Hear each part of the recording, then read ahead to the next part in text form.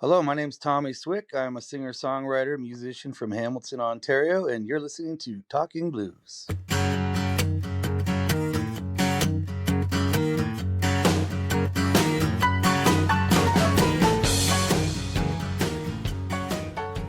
Do you come from a musical family? I know you're very musical at a very young age. I do, yeah. My mother played accordion and piano and sang very well. My dad played accordion, harmonica. My aunts and my grandmother all played piano. My cousins all in Scotland play tons of instruments. They're all in bands and they're all like family bands, etc. So yeah, lots of music in my family. Is that why you took up the bagpipes? Well, I was raised here in Canada, but my family's all from Scotland, and it was just Scotland, and Scottish music was a very big part of our life growing up. So bagpipes was just always something that was instilled, as a prideful thing from my heritage, but also here in Canada, you hear the bagpipes all the time as well. It's just something that instills, makes my blood boil. My first song I ever wrote, actually, I was talking about the pipes. As young as you had started with music, I didn't get the impression that you had thought that music was your future. Not even close. Never. I mean, when I was young, I was musical. Like I sang a lot. My mom would always get me to sing for family parties or stuff like that. And I kind of would. I kind of wouldn't. But I always was interested in music. I played piano as a kid, and as you said, I was into the bagpipes a bit. But then when I was a young teenager, or even younger than that, I got really heavily involved in sports.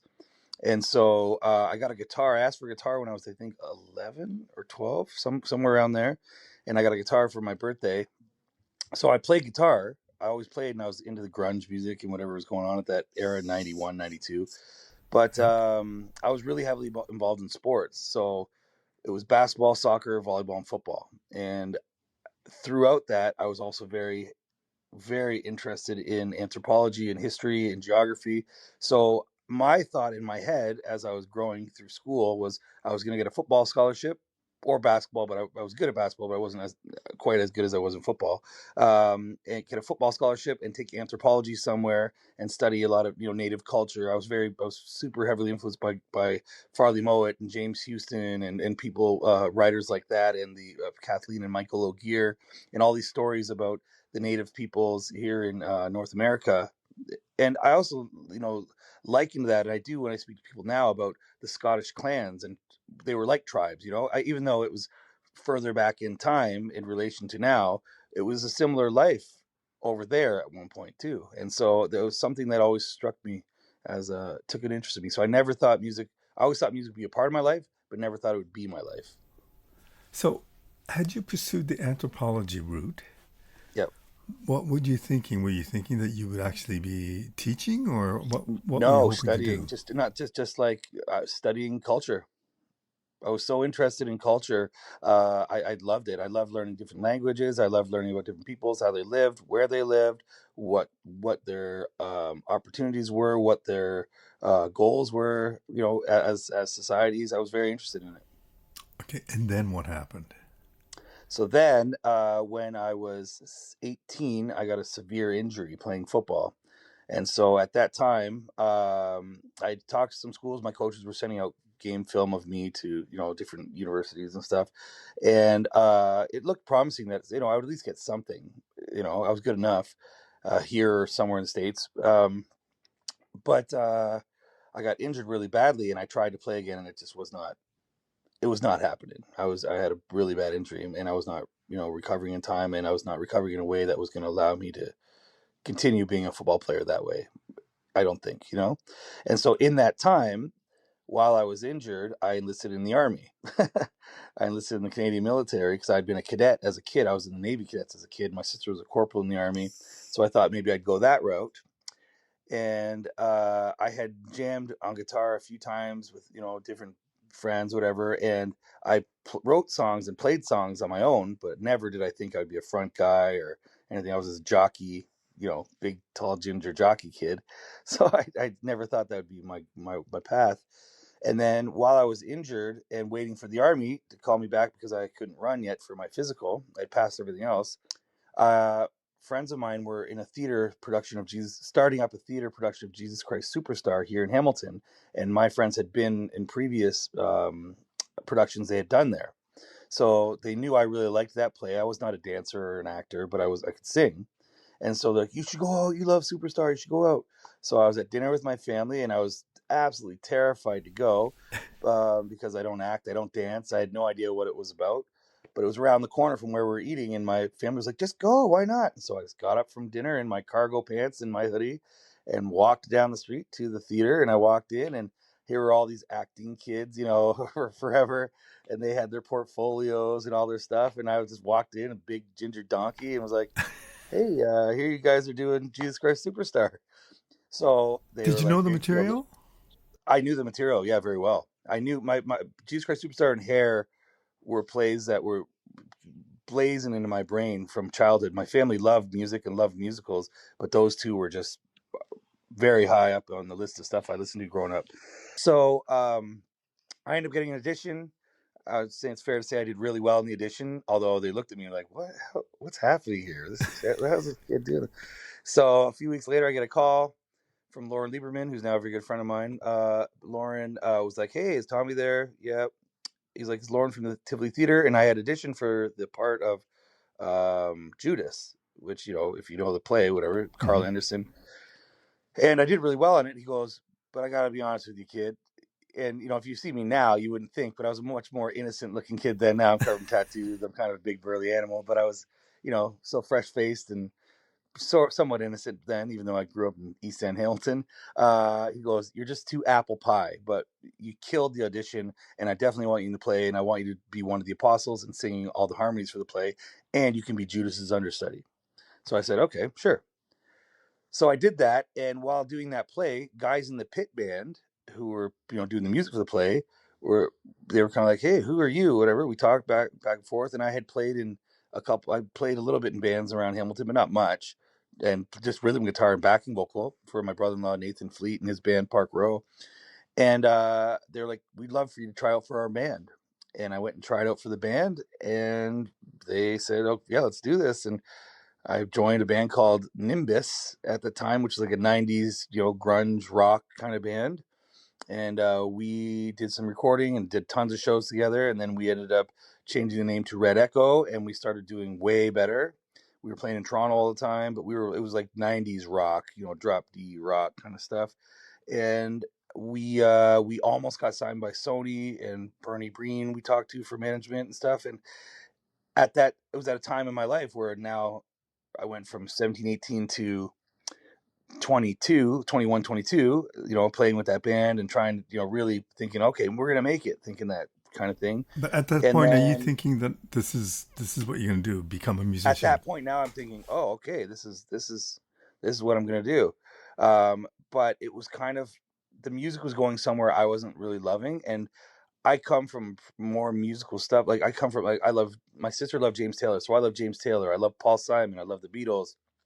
I love singer songwriter stuff, and the music was going more in kind of like a early 2000s rock way, and even Warner Brothers, Sony at the time, sorry, they were like, we really like you guys, but maybe you should incorporate some hip hop into your stuff. And some of the guys were into it, and me and the drummer were like, oh hell no, man, I'm not into this at all. This is not what I'm doing. So I quit the band just to go back to school to finish school and get my diploma, because I still hadn't got my high school diploma after my injury. And I was just like, you know what? I just want to write songs, more musical kind of songs. And I was so heavy into Paul Simon and stuff like that. I was veering a different way. And I spent a couple of years just writing songs, not playing them for anyone, just my girlfriend at the time, and doing odd jobs and doing whatever, and no gigs, no nothing. And then one day she was like, why don't you?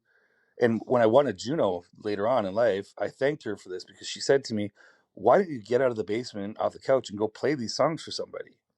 And so I said, you know what? You're right. So I went to an open mic night at a good club in Hamilton at the time, and a bunch of people were there, and they was like, who the hell are you? What's this? And some people remembered me from my band, but we weren't huge or anything like that, and only younger people knew us. So some of the more established musicians around didn't know who I was. And so when I started doing that, people were like, where'd you come from? And that's when things really started to progress for me much more quickly, when I was like 23, 24, 25. And why do you think that was? Was it your songs, or was it your singing, or was it your guitar playing, or the whole thing? Uh, I mean, I've never been the best guitar player, but I can definitely play guitar. And back then, I was much more studious, so I was finger picking. I was playing kind of different kind of rhythmic stuff. But I'd say it was my voice more. I could sing quite high. I could. I'd say I'm a better singer now, technically, but I had a cleaner, higher voice back then, and I was doing much more Brit rock ish kind of stuff. Because even though when I was young, I used to sing a lot of Little Richard and kind of like Motown stuff. As I was an adult, I was kind of, it didn't feel right for me to be singing soul stuff. I felt weird doing it. Hmm. So I gravitated more to, if you know, bands like Travis or Radiohead or guys like Jeff Buckley and stuff like that. So I was really into that world at that point. And so I was doing stuff like that, and people just seemed to really dig it. So, how did you get noticed by a major record label? So what happened is, I was playing gigs. I started playing around a lot, and my guitar player Andrew McTaggart at the time and I were doing duos. Started doing duos, and we were playing bars, and we were playing all over. And we started getting calls to open up for people. So I got called to open up for Brian Byrne, who was the singer for My I Mother Earth. And so he did a show in Hamilton, and at the place called the Underground. So I went and did that show for him, and he was playing with a guy named Jerry Finn, who was in the Killer Dwarfs, if you know that band. Yeah, yeah. So I opened for them. It went really, really well, and it was funny because they that night they go, "Man, in a year we're going to be opening for you," and it was funny because it ended up happening that way, but it was a little longer than that. But it was not. It was just a one-off kind of thing. But they invited me, uh, Jerry Finn did, to then come open for a girl named Mud Girl, who was David Usher's guitar player. Hmm. So I went to Toronto and I did a residency for her at the Cameron House. So I started playing there every week, and then I was asked by them to if I wanted to do my own residency there with my own band, because I was just doing duos and stuff like that. So then I started doing that, and more people started showing up, different kind of industry people. And David Wilcox's daughter, oh my gosh, Simon Simon Wilcox, uh, she was working with a guy named Ron LaPata, who was also in Jack Soul and working with tons of bands. They ended up at a show with, I think it was Davide Dorenzo, who's one of the best drummers in Canada, Still is, yeah. and a few other people. And they came up to me. They're like, "Who the hell are you? Where are you from?" And I said, "I'm Hamilton, whatever." And they said, "Would you want to come and work in a studio and try and I'd love to hear your stuff." And at that same time, some other people approached me from EMI to go and do the same kind of thing with them. But I ended up hanging out more with Ron LaPata and Simon Wilcox, and then just mainly me and Ron LaPata. And they signed me to a development deal. And that was out of Keen Studios in Toronto, which is in the Balfour building on Spadina. Really cool studio. And funny enough, EMI was also in that building, like a floor or two up, but I ended up with them. And through that, I just ended up just bombarding Ron with all these songs I had, all these ideas, and all these songs that I'd written over the years. And we whittled it down to a few, and we did an EP. We didn't release an EP, but we basically did an EP worth of songs. And then people started hearing them, and started getting more and more interest. So, little people were kind of like, "Who is this kid?" Whatever. And then I got another gig opening for Brian Byrne at the Rivoli. Hmm. This is quite a bit later now, and so I opened for Brian with Andrew McTaggart, my guitar player, and Warner Brothers came up and they were like, they heard a few songs and they said, "Hey, we'll give you $5,000 to not show anybody those songs for a month, and we'd love to talk to you." And I was like, "Yes, please, let's go." And so that's how it started. How confident were you as an artist at that point? I was not confident as an artist at all. I had youthful confidence, and I was a jock, so I had that kind of confidence. I grew up, I had confidence in myself and my abilities, but I also was not the greatest musician. I was not like the most studied musician, so I was not. I knew I could sing at that point. I knew I could sing, and I sang in places where I knew people were impressed by me singing, but I also was definitely intimidated by like heavy musicians and stuff. So I was confident enough, but I also didn't think I was some crazy musician. I never, like, up until not too long before that, I never even thought music would be my career. So I had confidence, but I'm a confident guy that way in life anyway. So I was confident what I was doing, but I didn't walk around thinking I'm some crazy musician or anything at that point. No. But you get signed by a major label, you Yeah. put out your album, and Yep. it does well. It does pretty well. I think it would have done well with a little different management. My management, I signed with a management company out of LA, and they really wanted me to be a pop artist. Right. Like they really wanted me to be a pop artist, like someone who became like Ed Sheeran or someone like that. And as we progressed, they realized is that I was way grittier than that. And so I wrote some poppy songs, but my personality and what I was my want for my career in music was to do a bit more rocking kind of stuff, a bit more soulful kind of stuff, a bit more, just a grittier kind of stuff. And that became a battle that went on for a while. So it was successful, and critically I did well successfully, and sold some records, went on some great tours. But eventually it was getting clear that their vision of what they wanted me to do and my vision of what I want to do was we're on separate paths. Which must have been frightening in a way. I mean, all of a sudden you're seeing a bit of success, and Yeah. but you just feel like it's not really you. But Well, what see that's where the weird dichotomy of the situation is, because it was me. I right. was writing the songs. No, I didn't have any ghostwriters. I was writing, but I was working with Ron LaPata, who was an extremely pop producer. He went on to produce Scott Elman and a bunch of other people for Warner Brothers, and very extreme pop kind of stuff. And the ideas that I was doing with him lent themselves to be that. So it wasn't that someone else was doing it.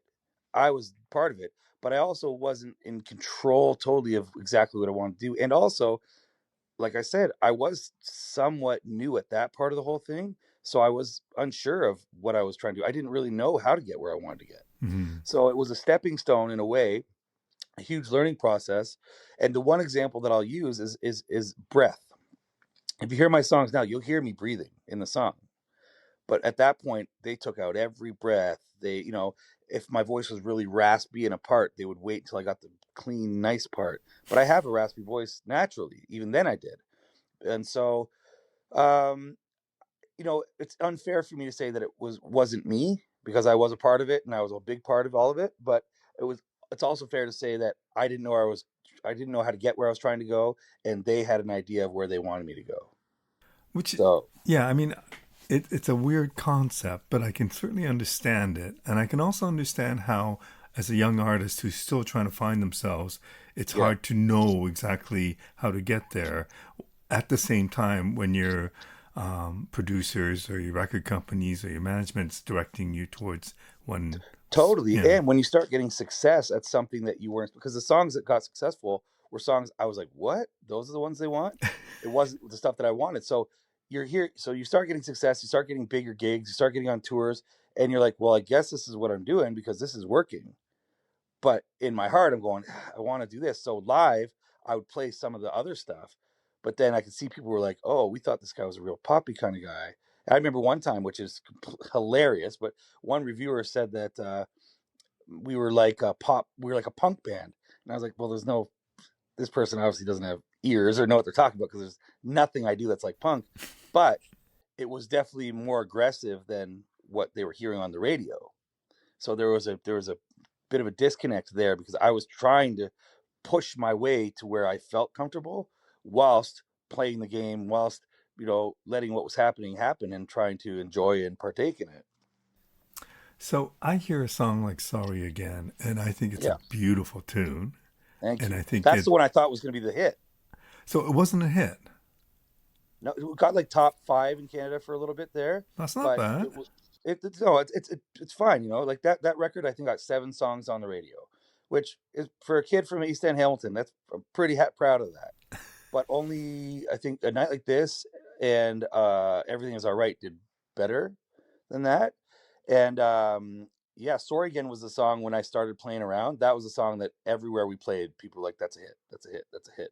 Nobody said A Night Like This. Nobody thought that. People really liked the Everything's All Right and some of the other songs, but A Night Like This came out of nowhere for them. That was one where they're like, no, this is the one. And that's how that happened. But Sorry Again was the one I thought would be the big hit. It certainly stands the test of time. It still sounds great. But Thank you. when you think of a hit, and I often ask people this, but what do you consider a hit? What makes a hit? Well, I thought that one would bridge the gap and like, get me playing places like Glastonbury because it was in that Brit rock kind of world at a time where there were bands like Travis, where there were bands like Churn Breaks, where there were bands like the Stereophonics, and the kind of ending off of Oasis and stuff where and bands like Keen were getting really big and Radiohead were obviously huge. So I thought, I was like, oh, this is totally going to put me in that spot. And even like when I was playing with guys like Ron Sexsmith at that point time, who was a label mate of mine, who did a song with Coldplay, and Coldplay was getting huge. He was like, oh, they're going to love you. And I was like, yeah, this is going to happen. And it just didn't work that way. Didn't work that way. What's it like to be in a with a major label where there's a lot of money behind it and things happen? They have connections. Things work a certain way different than in indie artists. Well, it makes at the time my life went from 0 to 1,000 in like 6 months, right? So it was impressive, and I was like, I'm flying to California and I'm flying all over the place and I'm meeting rock stars and I'm doing all this crazy stuff. But it was also like, um, y- you're making a deal. You're making a deal, and I quickly learned that I was making a deal to compromise because they're basically saying, "Hey, we're going to put money behind you. We're going to do this." But I anyone who knows me well knows that I've got myself in some trouble, and I speak my mind, and I'm not, you know, I haven't always made the best decisions, and they really wanted me to be squeaky clean, and you know, I just wasn't that guy, and so I found it tough sometimes because I knew that they wanted me to be a certain way, and I wasn't that way, and again, while that's happening and these opportunities are coming up, which some of them are really great, and I was thankful for, I also still was at the time trying to careen my career into where I really wanted it to go. And so it proved very difficult. So that money and the machine behind it is great if you're just going along with everything. But if you start questioning it or talking or speaking out against it, you can get labeled as hard to deal with pretty quick, and that happened to me for sure. And then, when they're flying you all over the place and it sounds great and you're working with top notch producers and whatever, but Yeah, there's yeah, a cost to every one of that. And that cost is actually your money as opposed to them yeah. giving it to you, right? Like it's coming out of Yeah. your pocket in the It long run. feels like when you're going for super expensive dinners, and you're flying all over and you're partying. For me, like I used to drink and party, you're like, oh, this is great. And then, yeah, it's nothing, but then you realize it's like, oh, this all comes out of the anything this project makes. But which is also, you know is it's cool too, though, because it's kind of like, it's not like you have to pay them physically back, but the project does. Do you know what I mean? So you kind of gotta, people do bitch a lot about that, but when you're getting treated very well like that and you're doing crazy stuff and you're taking advantage of it, you can't be too mad when they want their money back from the project. So the other thing that happens to you is through your initial success, you get nominated or you win the Best New Artist of the Year in Yeah. the Juno's Best New Artist of the Year. What does that do to you? Well, so I was nominated for Pop Record of the Year and Best New Artist. So I lost to Nelly Furtado for Pop Record, and then I won Best New Artist. I was frustrated that I was nominated as a pop artist to begin with. So that was always like, ugh. But I know it made total sense because that's where they were pushing me, right? And that's where those songs were. But winning the Best New Artist was great for me because you know, you get paid more, you get way more exposure, you get all this kind of stuff, but it also is a kiss of death to some degree because it's like, you better live up to this now. And in a situation where I was, things weren't awesome. They weren't. They were strenuous in a way because I was trying to push things in one way where they didn't want to go, and so it was really hard. It was a lot of pressure after that. At the same time, I mean, was it not like the next day you lose your voice? I lost my voice that night, That's and I was flying to crazy. Los Angeles the next morning to play for Tom Hanks' company, Playtone, to play for all these huge A&R execs from the States, to play for these agents, and I lost my voice that night after I won the Juno. I flew to LA, saw like the huge Hollywood doctor, got needles, got all prednisone, got all these things jacked into me, and tried to play three. I think it was three shows. I did a show for a showcase show, and then I did a couple like private things for publishing companies out there and stuff. And I got through it, but I was a zombie. I was dead, and that was the beginning of a whole lot of problems for me. Which sounds horrible. I don't know if you had any voice issues before that night, but it seems Uh, like the worst time for it to happen.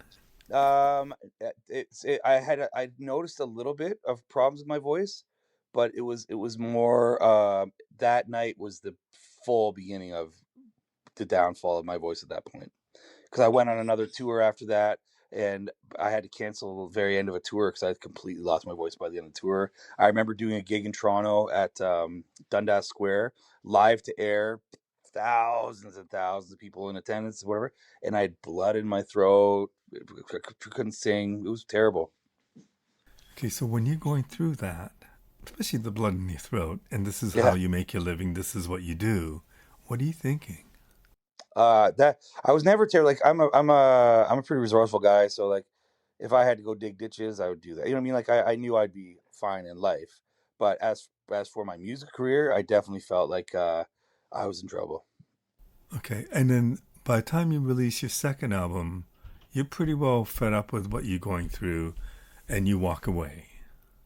So by the time I released my second album, I get this great opportunity. At first, they're like, so I moved to California for a year, and I'm doing writing stuff there, and I'm just not into any of it. Like they're trying to get me to write for like super pop stuff, which I've already been railing against a bit, and they're trying to get me to write with other bands. I basically record a couple records worth of stuff there. I build my own little studio, and I demo a couple records worth of material, from literally like grunge rock to pop kind of stuff, and everything in between. And they were kind of into a bunch of tracks, and I could just see that they were going to push me even further in the pop world. And I was like, I should just shut it all down. I was like, nope, I'm not doing this. This is not what I want to do. And so there was a lot of tension there because they were expecting to go ahead with it and do it. I'd had surgery on my throat, and I was just kind of getting through that. And when I came back, I had a whole bunch of other songs I showed them, and when we finally came to an agreement about songs, they were like, "Who do you want to produce it?" Whatever. And so I had thought of Ethan Johns, who did Kings of Leon and Ray LaMontagne and stuff like that. That was the world I was going to try to go to. But then he was busy, and then Daniel Lanois, who's from Hamilton Guy connection to, we thought about him, but it wasn't right, and he was doing something else. And so then Chris Potter, who did The Verve and worked with McCartney and worked with the Stones and all these other bands, um, he came up, and I was like, "Oh, that's cool. That's that kind of grungy, rocky kind of thing. Still that way, and it's melodic. I could definitely do that." So I go to England. I spend months there. We do this record, and I thought I was going to meet the band, get in the room, jam the songs out, and do it. But it wasn't really like that. It was similar to, okay, we're doing drums today. We're doing this tomorrow. We're doing this, and it was less organic kind of thing. Even though it was a great experience, and I loved Chris, and I loved working with everybody there. Warner Brothers at that time had basically said to them, "Okay, this can't be any heavier than this. This can't. This We have to keep this poppy, keep it this way." And so, in that record, you'll hear, if you listen to any of that second record, you'll hear I'm trying to push more rocky. I'm trying to push a different way, but there's still a very pop production scene there. You know what I mean? Mhm. And again, I was a big part of it. I was there. I was a huge part of it. I was writing the songs. No one was writing songs for me or parts, but it would have been a little more raw and a little more less polished, I think, without that influence. But are you going? Why are you going through all this? Are you thinking, "Oh my God, this is just not what I want"? Man, a lot of me was thinking I was lucky to be there, which I Right, was. right. So, I mean, I was very lucky to have the opportunity. I mean, for any gripes I have with Warner Brothers, they did put me in great situations many times. Was I the right guy for those situations, or did I could I benefited from a little more thought on where I should have been? Maybe, but they were. I was lucky to be there. I was happy to be there. I was excited. It just every time I got really excited about something, it always that it came back to, okay, well, we understand you want to do this, but we want to do this, and then it was a bit of a letdown, and it didn't work for them either. And Right. eventually, I said, a month after that record was finished, they weren't pushing anything, they weren't doing anything for the marketing for it. I did a song with John Lennon's son. There was no real marketing, no push, no nothing. And I basically said, look, this isn't working for you guys. This is definitely not working for me. My A&R guy had quit, had left Warner Bros. To be a manager at that time. And I basically said, why don't you just let me go? This is just wasting both of our time. And they mulled it over and they said, okay. Okay. So, I mean, I didn't have to pay them stuff. I didn't own anything, but I was allowed to walk away. And how did you feel about walking away, and what did you think I you were knew it going to was the right do? thing for me. I knew for a fact it was the right thing for me to do. 100%. But did you know where you would wind up? Nope. I had no idea. I went and worked. I was having some vocal problems. I went and worked at a confined space rescue place where I worked in Stelco and the steel mills for like 2 years in and out, doing different jobs because I had such vocal problems. I wasn't gigging. I found out years later, just recently, that the agent that I had, who I had issues with, had blacklisted me, so I couldn't get booked. So I just went. I came home and went to work. At that point, are you thinking you're done with music? I knew I well, see, at that point, I just accepted the fact that I'd had, people say you get your 15 minutes or whatever. I'd accepted that I'd had my big push, and I knew much more than I did when you asked this question about earlier. I felt like a much better musician at that point in my life. I felt more experienced. I felt like I was much more confident as a writer and stuff at that point. Um, but it was not like it was just I just felt like I'll always write music for myself. So whatever happens, happens. And if this thing with the major labels and doing radio stuff doesn't work, that's fine. I'll always be a musician. And from that point on, I was kind of like that. I mean, even going back to pursuing your football dreams and having that disappear, Yeah. could have that would have been devastating, I would imagine. But you seem to adjust and move on, Yeah, I mean, I never thought I'd make the NFL or anything like that, but I really was interested in getting a scholarship to go to school and right? study. I came from a family without tons of money, and so for us, I mean, no one had gone to college, no one had gone to university, nothing like that. So I was excited to try and do that, but I mean, I just life just happened, and I put my nose down and worked and figured it out. There was a point where I lived in Ireland, where I had sold all of my gear, I had sold everything I had. I moved to Ireland, and this is before the second record was done. And I was living in Ireland, and I'd set up shows there with guys that I'd met through that record as I'd be recording that record. And my mom got sick. I had to come home from Ireland. My mom was dying of cancer. Everything I put into that whole move, everything lost, all the plans lost, and I went from all of that success in LA and traveling and playing huge shows, tours, to living in my friend's basement on a blow up mattress for months while my mom died of cancer. And I went back to working and playing bar gigs, and I had to swallow my pride and do it. And you know what? I don't feel any way about it at all. I don't feel. Some people, I remember people would be like, you got to write a hit or something like that, and I'd be like, why don't you write one, then say something to me? Like, I've tried, man. It's not like I didn't try. No, I'm Right. not trying. Life gets in the way, and I made good decisions and bad decisions, and some decisions weren't mine to make. And here I am, and I'm just going to deal with what I got. When do you get the passion back for music? Well, I never lost the passion for music, but I always wrote. But the idea of like labels and managers and agents, I was so put off by it that it took a few years, and I was playing a lot of gigs, tons of gigs. I went on a tear where for 10 to 12 years I did probably 300 gigs a year. So it Wow. was a lot, but it was working gigs. And Sorry, uh, what did those working gigs do for you?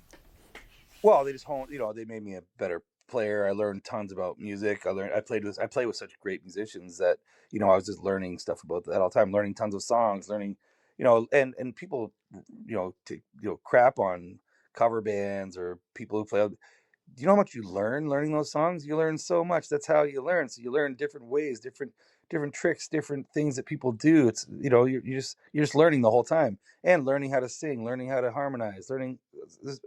So many different things. I learned how to do sound. I learned how to do lighting. I learned how to do all the other parts of the business.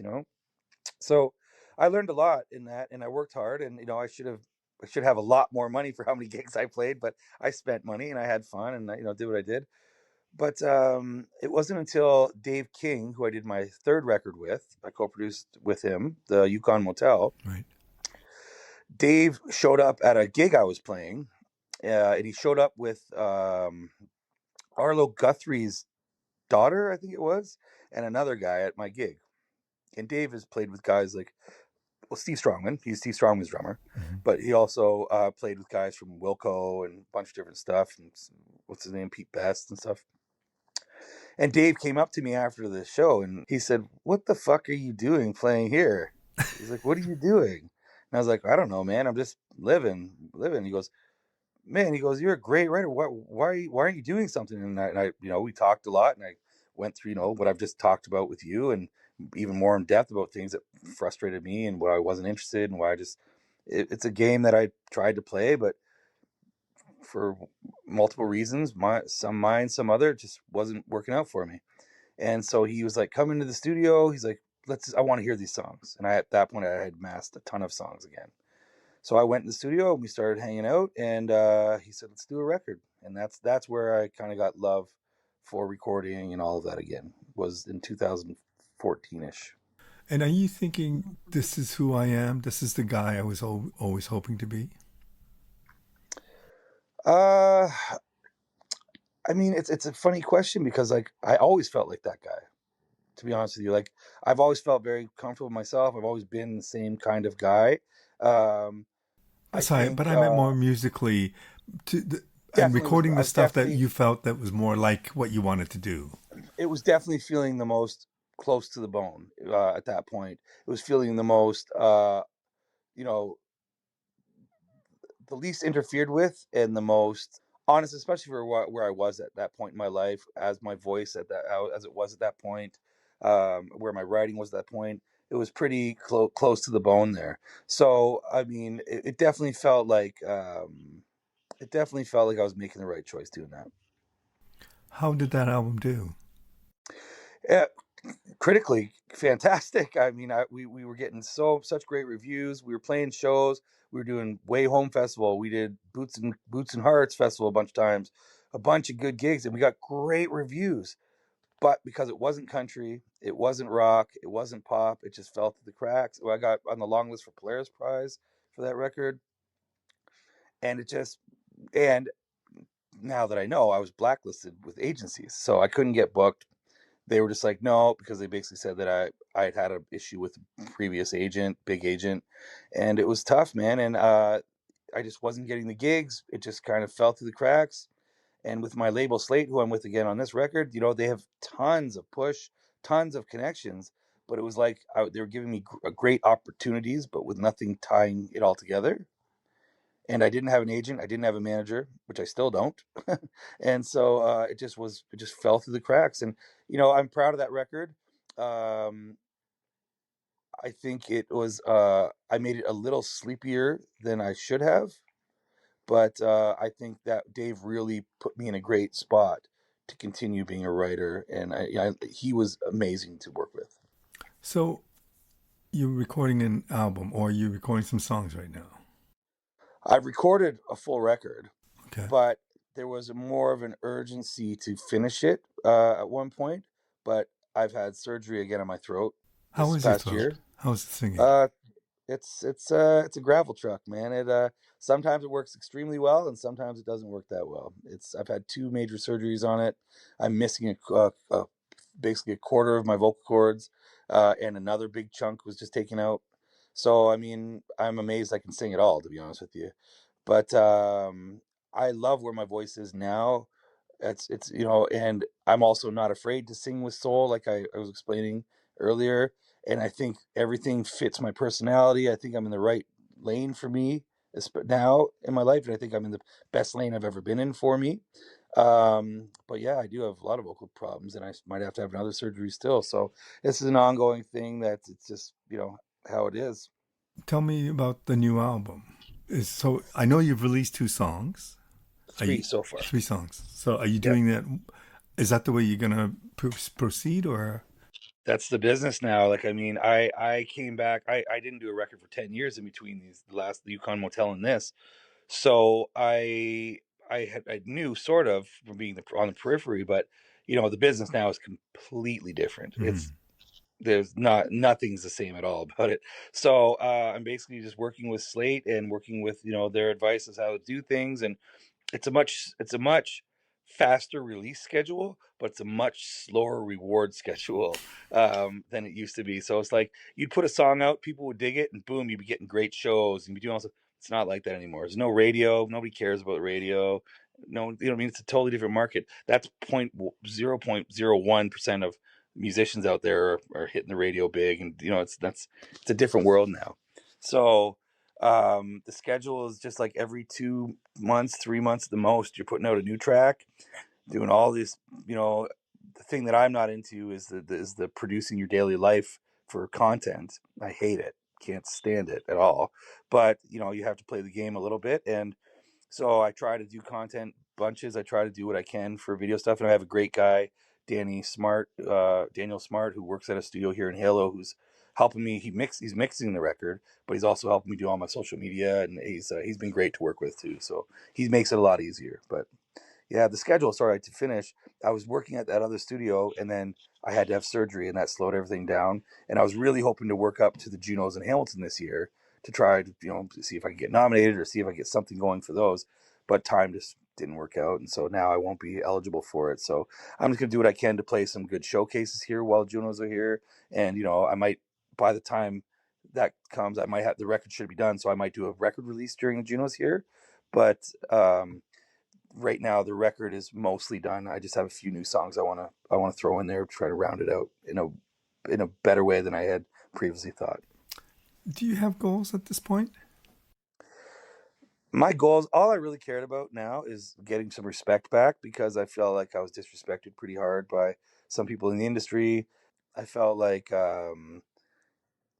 yeah, I felt like I got a lot of disrespect when I didn't deserve it, and I knew I was better than that. So I've been getting a lot of respect back, and to me, really, that's the only goal I really had. And for my, the peers that believed in me and the people that have believed in me to feel that I didn't give up on myself or that I haven't given up on what I can do. I would love to get on good tours and good shows and stuff like that, but I have no delusions of grandeur. I'm 45 years old now. I'm an old dog in this, and for me, it's just I will always write songs. I'll always it's cathartic to me. It's my therapy, I would say, and the goal is just to use it for the outlet that it is, and to serve the songs, and hopefully, I write good songs that people can enjoy in one way or another. I wonder, with the experience that you had with the major labels and a lot of money being poured into you, it's a different world. It's a different business now. But Yeah, I mean, how do you see that? And it sounds like it's not about that. It's about doing what you love to do.